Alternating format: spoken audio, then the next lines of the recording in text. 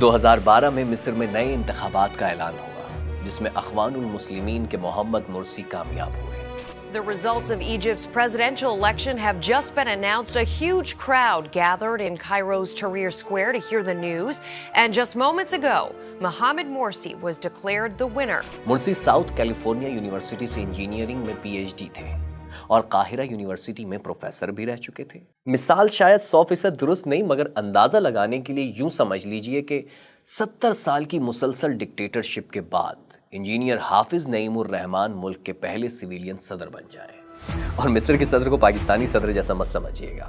مصر کے صدارتی نظام میں ساری طاقت پریزیڈنٹ کے پاس ہے، جو جب چاہے حکومت تحلیل کر سکتا ہے۔ تو مرسی کے صدر بننے سے تحریر اسکوائر پر شروع ہونے والی عوامی تحریک مکمل طور پر کامیاب ہو گئی۔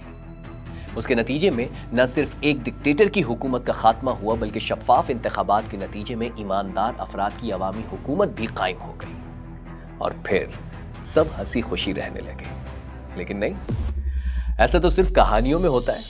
ابھی 1 سال بھی نہ ہوا تھا کہ عوام مرسی کے خلاف سڑکوں پر نکل آئے۔ ایسا کیا ہوا کہ مرسی اتنی جلدی کنٹروورشل فگر بن گئے؟ مرسی کو کون سی سازش کا سامنا تھا، اور اپنے پسندیدہ شخص کو آرمی چیف بنانے کے باوجود وہ اس سازش سے کیوں نہ بچ سکے؟ اور پھر مصر کے روشن جمہوری مستقبل کا نشان کیسے 1 سال میں مدھم ہو کر سلاخوں کے پیچھے اور پھر خاموشی سے مٹی تلے دفن ہو گیا؟ آئیں اس قصے کے مشکل حصے کی طرف چلتے ہیں۔ ڈاکٹر محمد مرسی کے اقتدار کے ابتدائی دن بڑی آسانی سے گزرے۔ انہوں نے اپنی کابینہ تشکیل دی اور داخلی معاملات کو حل کرنے میں مصروف ہو گئے۔ کچھ عرصے بعد امریکی سیکرٹری خارجہ ہیلری کلنٹن نے مصر کا دورہ کیا، جس میں انہوں نے فوجی قیادت سے ملاقات کی اور مصر کے داخلی معاملات پر تبصرہ کیا، جو مصری عوام کو پسند نہ آیا۔ اس دوران دفاعی بجٹ جیسے معاملات پر صدر مرسی اور فوجی قیادت میں اختلافات سامنے آئے۔ اشروں کی ڈکٹیٹرشپ سہنے والی عوام کو محسوس ہوا کہ عوامی حکومت کے خلاف شاید کوئی کھچڑی پک رہی ہے۔ وہ پھر سڑکوں پر آ گئے اور ہیلری کلنٹن کے خلاف مظاہرے کرنے لگے۔ افواہوں کا بازار اس وقت تھما جب ایک روز ایوان صدر کے ترجمان نے پریس بریفنگ کی۔ انہوں نے اعلان کیا کہ صدر نے وزیر دفاع اور آرمی چیف کو معزول کر دیا ہے، اور اب ملٹری انٹیلیجنس کے سربراہ عبد الفتاح السیسی یہ عہدے سنبھالیں گے۔ کہا جاتا ہے کہ صدر مرسی السیسی کی تابعداری، دینداری اور اچھی گفتگو سے بہت زیادہ متاثر تھے۔ ان کا خیال تھا کہ پرانے دور کے پرانے جرنیلوں کو ہٹا کر السیسی جیسے بے ضرر شخص کو آرمی چیف بنایا جائے، تاکہ سیویلینز کی اقتدار پر گرفت مضبوط ہو اور فوج کو حکومتی معاملات سے نکال کر بیرکوں تک محدود کرنے میں آسانی ہو۔ یہ کم و بیش وہی خیال تھا جو بھٹو کا جنرل ضیاء اور نواز شریف کا جنرل مشرف اور جنرل باجوہ سے متعلق تھا، جو ان کے سامنے ہمیشہ ہاتھ باندھے کھڑے رہتے تھے۔ مرسی بھی یہی سمجھے کہ اب فوج اور حکومت سیم پیج پر ہے، مگر وہ یہ نہیں جانتے تھے کہ جب کبھی مفادات کا ٹکراؤ ہوا تو یہی لو اسٹوری جنگ میں بدل سکتی ہے، اور پھر اقتدار کی جنگ میں تو جیت فوج کی ہی ہوا کرتی ہے۔ آپ کو یاد ہوگا عمران خان کے دور میں جب کوئی حکومت پر تنقید کیا کرتا تھا تو خان کے حامی بار بار ایک رٹا لگایا کرتے تھے، 70 سال کا گند ہے، 4 سال میں کیسے صاف ہوگا؟ اب کپتان اور ان کے وسیم اکرم پلس کے متعلق فیصلہ تو آپ خود کیجئے، مگر مصر میں 1 سال بعد بھی کئی ایسے مسائل تھے جو حل نہیں ہو رہے تھے۔ مہنگائی اور بے روزگاری بڑی تیزی سے بڑھ رہی تھی۔ فوج کو یہ لگ رہا تھا کہ حالات مرسی سے نہیں سنبھلیں گے۔ یہ الگ بات ہے کہ مرسی کو ہٹانے کے بعد یہی مہنگائی، بے روزگاری اور بدامنی دگنی سے بھی زیادہ ہو گئی، لیکن فوج کے پاس اس کا بھی حل تھا۔ میڈیا کو ایسے کنٹرول کیا کہ ہاتھی بھی خود کو ہرن کہنے لگا، جو آواز اونچی کرتا اسے ڈالا پک کرنے آ جاتا۔ اب تو اینکر اور تجزیہ کار سبھی حکومت کے گن گانے لگے۔ آگے بڑھنے سے پہلے آپ کو یاد دلا دوں کہ ہم ابھی تک مصر کی ہی بات کر رہے ہیں۔ Do you have a good idea of how many political prisoners you're holding? ليس لدينا سجناء سياسيين. We don't have political prisoners, nor prisoners of opinion. We are trying to stand against extremists who impose their ideology on the people. Now they are subject to a fair trial, and it may take years, but we have to follow the law. لكن ده الإجراء القانوني اللي احنا بنعمله. Mr. President, the organization Human Rights Watch says that there are 60,000 political prisoners that you're holding today as we sit here. أنا ما أعرفش هم جابوا العدد منين. I don't know where they got that figure.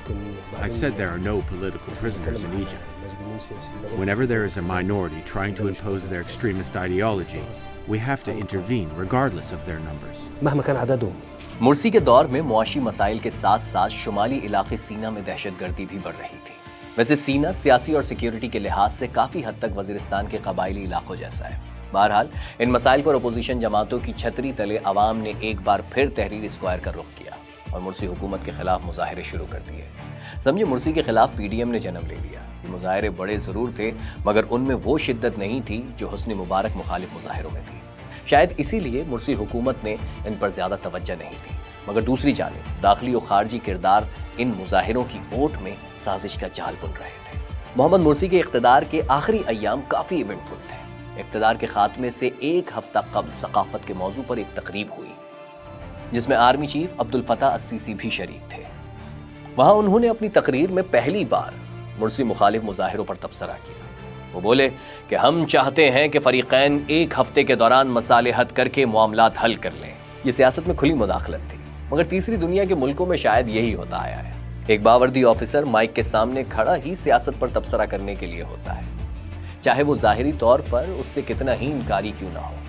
CC की तकरीर से यूं लगा जैसे वो मुर्सी हुकूमत की हिमायत में अपोजिशन को एहतजाज के खात्मे का अल्टीमेटम दे रहे हैं, मगर हकीकत कुछ और थी। मशरिक़ वुस्ता पर नज़र रखने वाले अमरीकी ओहदेदार बताते हैं कि मिस्र में अमरीकी सफ़ीर एन पैटरसन के मुताबिक उन दिनों सीसी का रवैया बदल चुका था। अमरीकी सिफारत खाने को मार्शल लॉ के इम्कानात साफ नजर आ रहे थे। अब सवाल पैदा होता है कि जमहूरियत के हामी अमेरिका ने इस मार्शल लॉ को रोकने के लिए किरदार अदा क्यों नहीं किया। इसकी वजह तो जाहिर है यही थी कि अमेरिका हमेशा से जमहूरियत पसंद नहीं बल्कि मफाद परस्त रहा है। दूसरी वजह यह थी कि मिस्र के मामले पर ओबामा एडमिनिस्ट्रेशन भी तकसीम का शिकार थी। सदर ओबामा ने उन दिनों 2 बार खुद सदर मुर्सी से फोन पर बात की। एक तरफ वो अपोजिशन के मुतालबे पूरे करने पर जोर देते तो साथ ही अमरीकी हिमायत का यकीन भी दिलाते, लेकिन पेंटागन की राय मुर्सी के खिलाफ ही थी। इस मामले में अमेरिका के उन दोस्त मुल्कों का किरदार भी अहम था जो मशरिक़ वुस्ता में थे। मिस्र में न्यूयॉर्क टाइम्स के रिपोर्टर अपनी किताब में लिखते हैं कि मुर्सी मुखालिफ मुजाहिरों को मिस्री फौज की ही नहीं बल्कि सऊदी अरब की भी भरपूर हिमायत हासिल थी। सऊदी वली अहद मोहम्मद बिन सलमान ने गैर मुल्की मीडिया को इंटरव्यू देते हुए बड़े फख्र से कहा कि मिस्र के मामले पर हमारे मौक़िफ़ को कामयाबी मिली।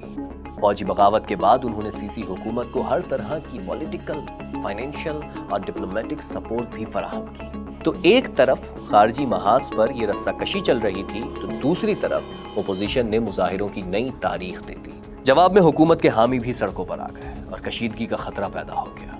इस दौरान फौज ने एक अल्टीमेटम जारी किया जिसमें हुकूमत के खिलाफ सख्त ज़बान इस्तेमाल की गई थी।